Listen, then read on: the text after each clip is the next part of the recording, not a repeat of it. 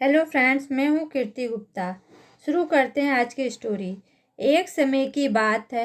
एक राज्य में एक प्रतापी राजा राज्य करता था। एक दिन उसके दरबार में एक विदेशी मेहमान आया और उसने राजा को एक सुंदर पत्थर उपहार स्वरूप प्रदान किया। राजा वह पत्थर देखकर बहुत खुश हुआ। उसने उस पत्थर से भगवान विष्णु की प्रतिमा का निर्माण कर उसे राज्य के मंदिर में स्थापित करने का निर्णय लिया और प्रतिमा निर्माण का कार्य राज्य के महामंत्री को सौंप दिया। महामंत्री गांव के सर्वश्रेष्ठ मूर्तिकार के पास गए और उसे वह पत्थर देते हुए बोले, महाराज, मंदिर में भगवान विष्णु की प्रतिमा स्थापित करना चाहते हैं। 7 दिवस के भीतर इस पत्थर से भगवान विष्णु की प्रतिमा तैयार कर राजमहल पहुंचा देना। इसके लिए तुम्हें 50 स्वर्ण मुद्राएं दी जाएंगी। 50 स्वर्ण मुद्राओं की बात सुनकर मूर्तिकार खुश हो गया और महामंत्री के जाने के उपरांत प्रतिमा का निर्माण कार्य प्रारंभ करने के उद्देश्य से अपने औजार निकाल लिए।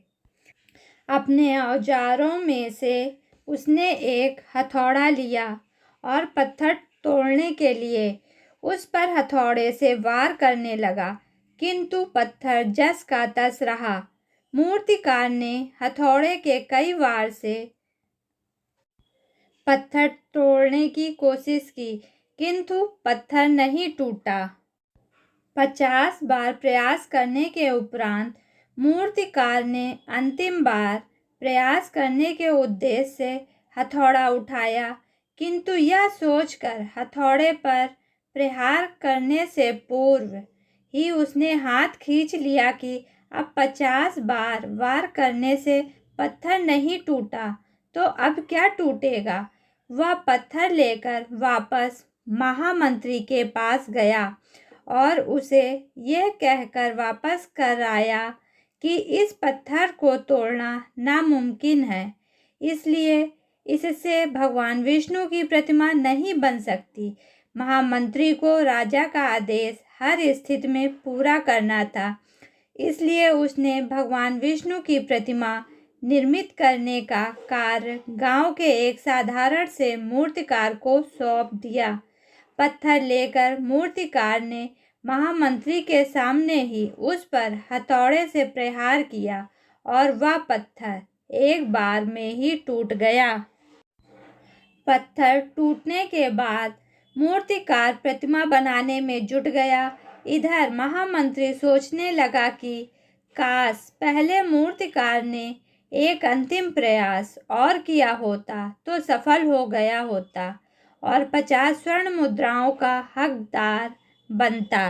इससे हमको शिक्षा मिलती है कि हम भी अपने जीवन में ऐसी परिस्थितियों से कई बार मिलते रहते हैं। कई बार किसी कार्य को करने से पूर्व या किसी समस्या के सामने आने पर उसका निराकरण करने के पूर्व ही हमारा आत्मविश्वास डगमगा जाता है और हम प्रयास किए बिना ही हार मान लेते हैं।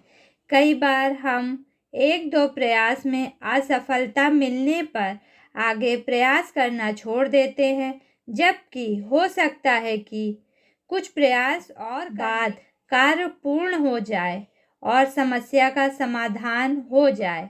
यदि जीवन में सफलता प्राप्त करनी है तो बार बार असफल होने पर भी तब तक प्रयास करना नहीं छोड़ना चाहिए जब तक सफलता नहीं मिल जाती।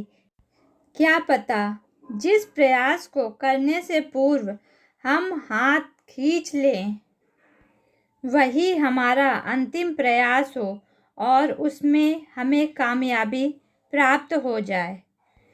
यदि कहानी अच्छी लगी हो तो लाइक, कमेंट्स और शेयर करना ना भूलें और मेरे साथ जुड़े रहने के लिए, ऐसी ही स्टोरी सुनते रहने के लिए इस चैनल को सब्सक्राइब करें। Thank you.